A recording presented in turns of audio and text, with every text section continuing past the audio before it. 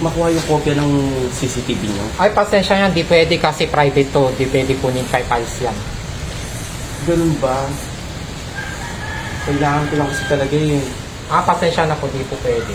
Kailangan ko lang kasi. Teka. Namumukhang kita. Ikaw yung pumatay sa leading lady sa nakamukhang kita sa CCTV. Ha? Ano sinasabi mo? Tama hinala ko. Ikaw yung pumatay. Hindi ako yun. Ano ka ba? Baka kamukha ko lang yun. Naku, Imagine ka naman. nung kamukha mo, ikaw yun.